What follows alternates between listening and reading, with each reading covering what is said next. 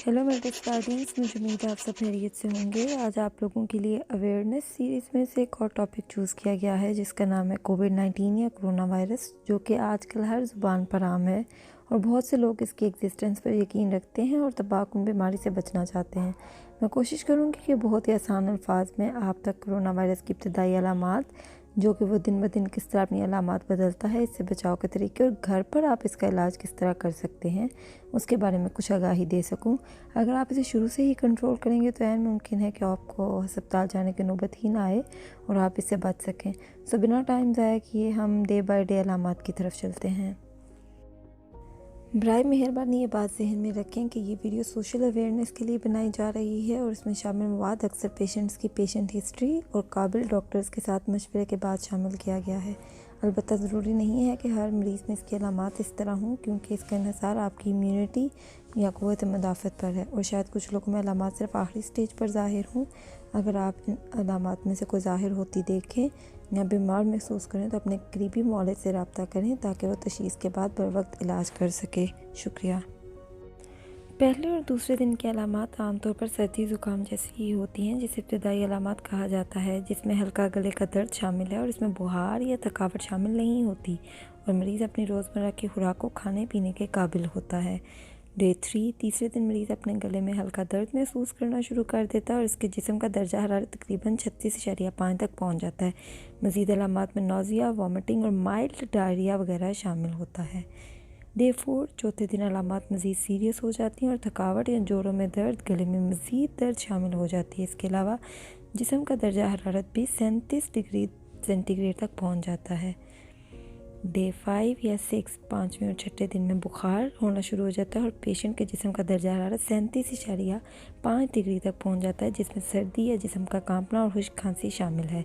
इसके अलावा वक्फे से सांस लेने में दुश्वारी और मरीज़ों का शदीद थकावट का शिकार होना शामिल है। वो तमाम मरीज़ जो अब तक इलाज से बेखबर रहते हैं, 7वें दिन उनकी हालत तशवीशनाक होना शुरू हो जाती है, क्योंकि उनकी खांसी और सांस लेने में दुश्वारी शदीद बढ़ जाती है और बुखार 38 डिग्री तक जा पहुंचता है। इसके अलावा पेशेंट के जिस्म में शदीद दर्द और सर दर्द शामिल है, जो कि अब मरीज़ को हॉस्पिटल एडमिट करना पड़ता है। वो तमाम मरीज़ जो अब तक किसी न किसी मर्ज़ का शिकार हो चुके होते हैं, 8वें दिन उनकी हालत शदीद ख़राब होना शुरू हो जाती है, जिसमें सांस का ना आना सबसे कॉमन सिम्टम समझा जाता है और जिस्म का दर्जा हरारत भी 38 डिग्री से बढ़कर 39 डिग्री हो जाता है। बहुत सी तहकीकात के मुताबिक इस दिन के बाद मरीज़ 40% तक अफेक्ट हो चुका होता है। अब अगर हम बात करें कि कुछ मरीज़ ऐसे होते हैं जिनमें अलामात ज़ाहिर ही नहीं होती मगर वह कोविड-19 या कोरोना वायरस का शिकार होते हैं, इसके लिए आपको पीसीआर या कॉटन स्वैब टेस्ट करवाना चाहिए।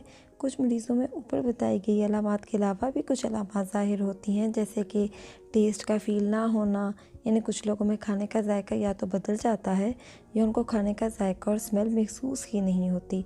जब तक आपकी अलामात सीरियस शक्ल इख्तियार नहीं करती तब तक आप इसका इलाज घर में कर सकते हैं और सबसे सीरियस हालत वो है जब तक आप तो सांस लेने में रुकावट का सामना नहीं, तब तक आप इस बीमारी का इलाज अपने घर में कर सकते हैं।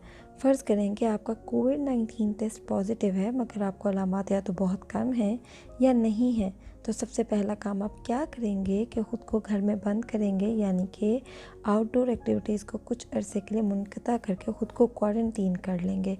अब इसके लिए सबसे अहम ये है कि अपने आप को दूसरे घर वालों से इस बीमारी को बचाएं और अगर मुमकिन हो तो किसी ऐसे कमरे में शिफ्ट हो जाएं जो घर से राब्ते में नहीं, जैसे कि कुछ लोगों के घरों में सर्वेंट क्वार्टर्स मौजूद होते हैं। इसके अलावा अगर ये भी मुमकिन नहीं तो एक ऐसा कमरा मुंतखब करें जो घर में कॉर्नर में हो और इसमें अटैच वॉशरूम की सहूलत भी मौजूद हो। अब स्टेप 2 जो आपको करना है वो ये है कि इस सब क्वारंटीन में आप अपने डॉक्टर से इन टच रहें। अब तो टेक्नोलॉजी इतनी तरक्की कर चुकी हैं कि आप वीडियो कॉल के ज़रिए अपने डॉक्टर और अपने घर वालों से राब्ते में रह सकते हैं। स्टेप 3 अपने डॉक्टर की हदायत को मुकम्मल तौर पर अमल करें और वो अटेंडेंट जो मरीज़ की देखभाल कर रहा है उसके लिए ज़रूरी है कि कोशिश करे कि मरीज़ को डिस्पोजेबल बर्तन में खाना दिया जाए ताकि वहाँ से ही उसके बर्तन को ज़ाया किया जा सके। इसके अलावा मरीज़ के कमरे में जाने से पहले KN95 मास्क और ग्लव्स का इस्तेमाल ज़रूर करें। मरीज़ के कमरे में डिसइंफेक्टेंट ज़रूर इस्तेमाल करें। इसको आप घर पर भी बना सकते हैं, यानी कि 1-1.5 लीटर की बोतल लें, इसमें 2 से 4 ढक्कन डेटॉल और 2 से 4 ढक्कन ब्लीच डालकर मिक्स करें और बाकी हिस्से को पानी से भर लें और बार बार इस कमरे के फर्श और बाकी अशिया पर इसका स्प्रे करते रहें। ये जल्दी खुश्क हो जाता है। मज़ीद ये है कि वो अटेंडेंट जो मरीज़ की देखभाल कर रहा है वो मरीज़ के कमरे में दाखिल होने से पहले मास्क और ग्लव्स का इस्तेमाल करे और अपने जूतों और कपड़ों पर डिसइंफेक्टेंट का स्प्रे करे। इसके अलावा वो मरीज़ के कमरे से बाहर आते हुए भी अपने कपड़ों और जूतों पर डिसइंफेक्टेंट स्प्रे करे और मास्क और ग्लव्स को फ़ौरन डिस्पोज कर दे। इसके अलावा आपके पास कुछ अशिया जो कि अद्वियात के अलावा होनी चाहिए, उनमें सबसे अहम है थर्मामीटर, ताकि आप अपने बुखार का उतार चढ़ाव नज़र में रख सकें। इसके अलावा पल्स ऑक्सीमीटर, ताकि आप अपने अंदर मौजूद ऑक्सीजन की अमाउंट और पल्स या नब्ज़ की रफ्तार नाप सकें। अमूमी तौर पर ऑक्सीजन की अमाउंट या सैचुरेटेड अमाउंट 96 होती है और इससे ऊपर ही आती है। नॉर्मल लोगों में इसे 100 ही कंसिडर किया जाता है, मगर इसमें कमी के लिहाज से आप अपनी बीमारी की मुख्तलिफ़ कैटेगरी में डिवाइड कर सकते हैं। लेकिन अगर आप इब्तदाई अलामात में ही कोरोना को डिटेक्ट कर लेते हैं तो ये अमूमन 94% 95% से ऊपर ही होगा। मगर आपको सांस लेने में दुश्वारी का सामना है तो फिर आपको इसका चेकअप कराना ज़रूरी है। इसके अलावा बहुत ज़रूरी है कि आपने टेंशन नहीं लेनी, पैनिक नहीं करना, खुद को जूस और पानी की कमी ना होने दें। खुराक का इस्तेमाल करने में फ्रूट्स और दूध का इस्तेमाल करें। घर वालों को चाहिए कि वो मरीज़ को फुल सपोर्ट करें, क्योंकि बहुत से मरीज़ पैनिक या खौफ की वजह से इस बीमारी में हार जाते हैं। अब अगर मेडिसिन की बात करें तो इब्तदाई हालात में बुखार को कंट्रोल करने के लिए पैनाडोल से अच्छी दवाई नहीं है, जो कि अमूमी तौर पर हर 6 घंटे के बाद आप 2 गोली ले सकते हैं, जबकि बाकी अद्वियात आप अपने डॉक्टर के मशवरे से इस्तेमाल कर सकते हैं।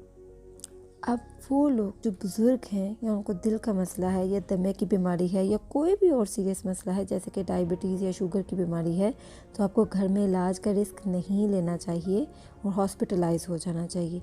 मगर हॉस्पिटलाइज होने से पहले ये ज़रूर देख लें कि उस अस्पताल में अवेलेबल बेड है भी या नहीं।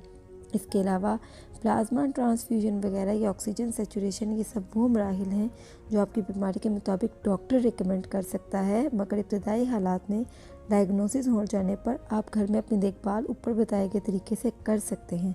बाकी एहतियात इलाज से बेहतर है। बाहर निकलते हुए सर्जिकल मास्क इस्तेमाल करें, लोगों से 6 फुट के फासले पर रहें, वक्तन फ़वक्तन अपने हाथ सैनिटाइज़ करते रहें। अपना और अपने चाहने वालों का बहुत सा ख्याल रखें। आपसे मुलाकात होगी किसी और अवेयरनेस वीडियो के साथ। Till then keep smiling.